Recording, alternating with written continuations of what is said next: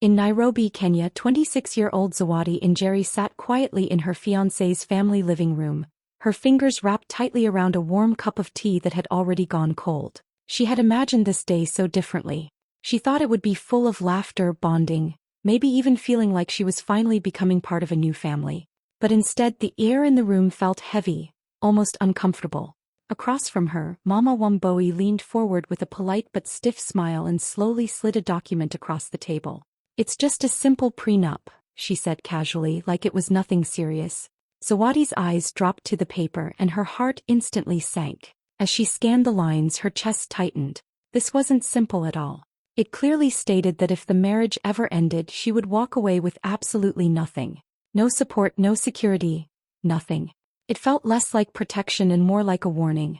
She slowly looked up at Brian, just hoping he would say something, defend her, or at least explain. But he didn't. He avoided her eyes, sitting there in silence. And in that moment, everything became clear. They didn't trust her. They believed she was only here for their money. The humiliation burned deep, but Zawadi didn't let it show. She took a slow breath, straightened her posture, and forced a small, calm smile. "If this makes you comfortable," she said softly, picking up the pen, "I'll sign it." Everyone in the room relaxed, thinking they had just secured control. But what they didn't realize was this quiet moment, this signature, was about to change everything. Zawadi had never been the loudest person in the room, and she never tried to be. She was the kind of woman who let her actions speak for her. Growing up in Eldoret, life wasn't always easy, but it taught her something important. If she wanted something, she had to work for it herself. No shortcuts, no handouts. While other people chased quick success, Zawadi stayed patient. She studied hard, worked long hours, and slowly built her career step by step. There were days she felt exhausted, days she doubted herself, but she never stopped. She believed that one day all her effort would mean something. But Brian's family didn't see any of that. To them, Zawadi looked ordinary. She didn't come from a rich background. She didn't wear expensive designer clothes or talk about luxury vacations. She was simple, calm, and private. And in their world, that made her easy to underestimate. They would smile at her, but there was always something behind it. A quiet judgment. A feeling like she didn't quite belong in their level of wealth and status. Even their compliments felt backhanded, like they were surprised Brian chose someone like her. What they didn't know was that Zawadi had been working on something behind the scenes for years. Late nights, small savings, careful decisions. She had quietly invested her time and money into something most people would have ignored. It hadn't shown results yet, and to anyone watching it probably looked like nothing. But Zawadi knew better. She wasn't building for attention. She was building for a moment. And that moment was closer than anyone realized. A few days after signing the prenup, Zawadi was sitting alone in her small apartment in Nairobi, going through her emails like it was just another normal day. She wasn't expecting anything special, just work updates, maybe a few promotions. But then one email caught her attention. It was from an investment platform she hadn't checked in a long time. At first she almost ignored it, but something made her open it. As she started reading, her heart began to beat faster. It was about a small fintech startup in Lagos, Nigeria. The same company she had quietly invested in years ago. Back then it felt like a risky move. She had put in a small amount of money she could barely afford to lose, believing in an idea no one else took seriously. People had even told her it was a waste, that nothing would come out of it. For a long time it looked like they were right. The company stayed small. No big news. No returns. Nothing. Till now. The email explained that the startup had just been acquired by a major company. Zawadi's eyes moved quickly across the screen, trying to understand the numbers. She blinked once, then twice, thinking she was reading it wrong. But she wasn't. Her shares, those worthless shares everyone dismissed, were now worth millions. Her hands started to shake slightly as she leaned back in her chair, staring at the screen in pure shock. It didn't feel real. Just days ago she had signed a prenup that treated her like she had nothing. And now, everything had changed. In one moment her entire life had flipped. But the craziest part? No one else knew yet. After reading that life-changing email, Zawadi didn't rush to tell anyone. No excited calls, no big announcements, nothing on social media. Instead she did something unexpected. She stayed completely quiet. The next day she went on with her life like nothing had happened. Same routine, same calm attitude, same simple lifestyle. If anyone looked at her, they would never guess that she had just become a millionaire overnight. But inside everything had changed. Now when she visited Brian's family, she noticed things she had ignored before. The way they spoke. The small comments they made. The quiet superiority in their tone. It wasn't always direct, but it was there. "You're lucky to be part of this family," Mama Womboe once said with a light smile. Before, those words would have made Zawadi uncomfortable, maybe even a little insecure. But now they sounded different. Now she saw the truth behind them. They believed she needed them. They believed they were doing her a favor. And that realization didn't hurt anymore. It opened her eyes. Zawadi didn't argue. She didn't try to prove anything. She didn't even change her expression. She just listened, nodded, and stayed calm. Because for the first time she understood something powerful. She didn't need their approval. She didn't need their money. And she definitely didn't need to explain herself. So instead of reacting, Zawadi chose patience. She observed every detail, every attitude, every word. She was learning who they really were when they thought she had nothing. And deep down she knew her moment was coming. She wasn't in a rush. She was waiting. Because sometimes silence isn't weakness. It's preparation. Zawadi didn't let excitement control her. Instead of celebrating too early or making emotional decisions, she focused on one thing: protecting what she had just gained. Quietly, without telling anyone, she reached out to a professional financial advisor. She asked the right questions, listened carefully, and made smart moves. Every detail mattered now. Every decision had to be calculated. She made sure her money was secured in the right accounts, her investments were structured properly, and most importantly, everything was legally protected under her name. No shortcuts. No risks. For the first time in her life, Zawadi wasn't just surviving, she was in control. And then something almost ironic hit her. That prenup they had pushed her to sign. The same document that made her feel small, the same paper meant to protect their family's wealth, had now completely flipped in meaning. Because of the timing, everything she gained after signing it belonged only to her. Not Brian. Not his family. Just her. Zawadi sat back one evening, going through the documents again, and a quiet smile appeared on her face. They had been so focused on protecting themselves that they never imagined she would be the one with something to protect. And now the power had shifted. Completely. But she didn't let it get to her head. She didn't become arrogant or careless. If anything, she became even more calm, more focused, more strategic. Because this wasn't just about money anymore. It was about independence. It was about security. It was about never being in a position where someone could look down on her again. And this time, Zawadi was ready for whatever came next. The engagement dinner was held at a beautiful high-end restaurant in Nairobi. Everything about the night screamed luxury.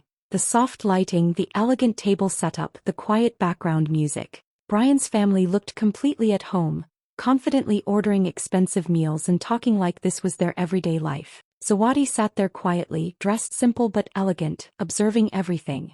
As the night went on, the conversation slowly shifted, just like she expected. It moved from wedding plans to money, then to investments, then to protecting family wealth. Brian's relatives spoke proudly about their businesses, their properties, and how important it was to be careful about who you let into your circle. Zawadi listened without interrupting, her expression calm. Then Mama Womboe leaned back slightly, took a sip of her drink, and said with a light smile, "Some people marry into money, others earn it." The table went quiet for a second, and a few people gave small knowing smiles. It was subtle, but the message was clear. Before, a comment like that might have made Zawadi feel small. It might have made her question herself. But not anymore. This time she simply smiled. Not forced. Not uncomfortable. Just calm and confident. Because sitting there in that exact moment, Zawadi knew something they didn't. She wasn't the ordinary girl they thought she was. She wasn't someone trying to enter their world. In fact, without saying a single word, she already had more financial power than everyone at that table combined. But she didn't say it. She didn't react. She just picked up her glass, took a small sip, and let them continue talking.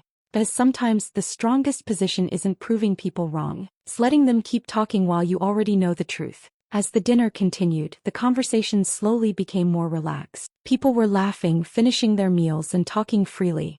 That's when Brian casually brought up their future. "We'll figure out finances after the wedding," he said confidently. "I'll handle most of it, of course." Zawadi looked at him for a moment, then gently smiled.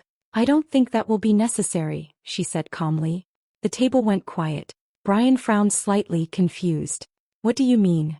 Zawadi kept her tone soft and respectful. I won't need financial support. Now everyone was paying attention.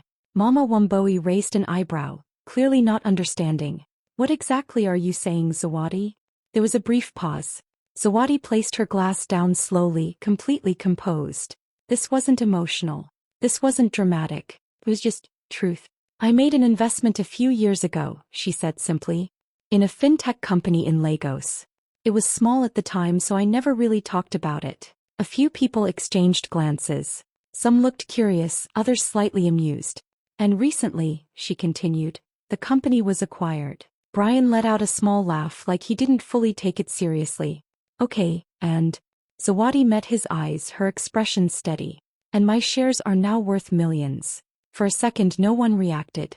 Then came the disbelief. That's not possible, someone at the table said. It must be a misunderstanding, another added. Zawadi didn't argue. She didn't raise her voice. Instead she calmly reached for her phone, opened her email and turned the screen toward them. Here, she said quietly. You can read it. One by one their expressions began to change. Confusion turned into shock. And in that moment, everything shifted. The moment they finished reading the message on Zawadi's phone, the entire room went silent. Not the normal kind of silence. This one felt heavy. No one knew what to say. Mama Womboe, who had been so confident just minutes ago, slowly leaned back in her chair. The calm smile on her face disappeared, replaced by something else. Shock. Maybe even disbelief. For the first time that night she looked unsure. Brian just stared at Zawadi like he was seeing her for the first time. His expression froze, his mind clearly trying to catch up with what he had just heard and seen. The same woman he thought needed his financial support didn't need anything from him at all. Around the table everyone's reaction was different, but they all had one thing in common. They were shaken. The quiet whispers, the confident tones, the subtle jabs from earlier, all of it had suddenly disappeared. Now no one was laughing. No one was making comments, because the truth had just hit them all at once. The woman they had quietly judged, the woman they tried to protect themselves from with that prenup, was now the most powerful person sitting at that table. And the craziest part? She hadn't changed. Zawadi sat there just as calm as before. No pride, no arrogance, no need to prove anything further. She didn't say, I told you so. She didn't remind them of how they treated her. He didn't have to. The silence was already saying everything. Every look, every expression, every second of that quiet moment was louder than any words she could have spoken. And for the first time they weren't looking down at her anymore. They were looking up. After the initial shock faded, Zawadi leaned back slightly and took a deep breath. She realized something important, something bigger than the money. This wasn't about her wealth at all. It was about how Brian's family had treated her before they even knew her worth, how they had judged her, looked down on her and tried to make her feel small with their comments, their subtle jabs and that forced prenup. All of that had been about control, about making her feel like she didn't belong. Now everything had changed. She looked around the table calmly, her eyes steady and spoke in a soft but firm voice. You wanted me to sign the prenup, she said. You thought it would protect your family and limit me. But the truth is, it now protects me. The room froze again. For a moment no one could even breathe. The same paper they had used to try to control her had completely flipped. Everything she had gained since signing it was legally hers. And not a single person at that table could take it away. Zawadi didn't need to shout or get angry. She didn't need to lecture them or make them feel small. She simply let the truth sit there, clear and undeniable. For the first time Brian, Mama Womboe and the rest of the family had nothing to say. They couldn't argue, they couldn't belittle her, and they certainly couldn't control her. In that quiet, tense moment, Zawadi felt a calm power settle over her.